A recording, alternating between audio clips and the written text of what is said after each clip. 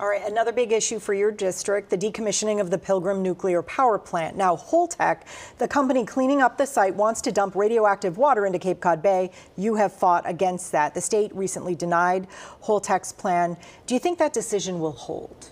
I do. There is a comment period up until about August 29th, and then it becomes final.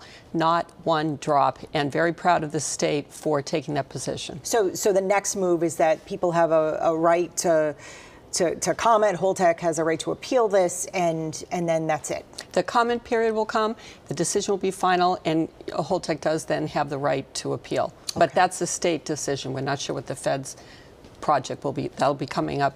That process will be coming up next. So this could go on a little longer? A little longer. Let's talk about money. Governor Healey signed her first budget last week. Today is Sunday, so it was last week. Hundreds of millions of dollars for the MBTA, which continues to struggle. You are a big supporter of regional transportation, right? Absolutely. So it's transportation equity. Options other than people jumping behind the wheel. Can it actually happen?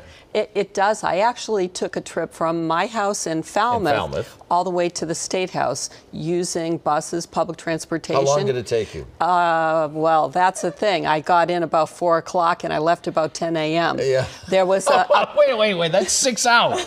That being said, you can drive to New York City and back. There was a switching issue that came up, so we found an issue. But I met some terrific drivers. I interviewed a lot of the customers, and one thing I liked, there were all wheelchair accessibility on the buses was great. The customization for folks was really appreciated. The bus drivers had some suggestions in terms of dealing with efficiency and in putting people in their belongings. So it was a worthwhile experience. It was educational, right? It was very educational, but it showed where some money and some investment should come. Right. And the Healey administration is stepping up and really putting a huge influx into public transportation so that we can benefit the climate, be more efficient. There are going to be some free fares coming up so we can stimulate more interest. People want to go where they've got to go in an efficient way.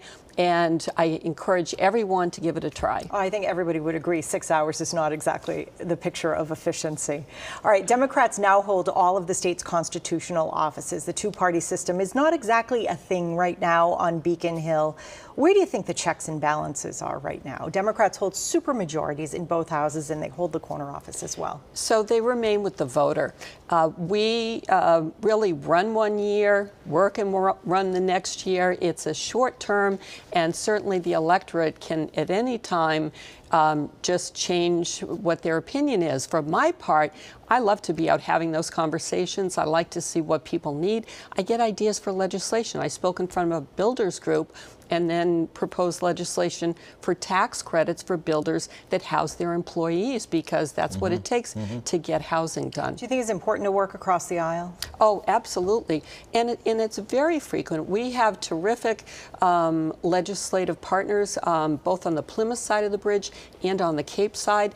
And we all know that the folks that vote for us want good, efficient government. They want to keep taxes as low as possible. They want to be sure that the family is considered, and health and worker safety is considered. And that's what those aren't Democratic or Republican issues. Certainly when there are particular issues, we agree to disagree. Well, I'm going to get you in trouble now. Okay, you ready? Ready. Plymouth and Barnstable, they're two of the most historic and iconic places in the Commonwealth. So do you have a favorite season?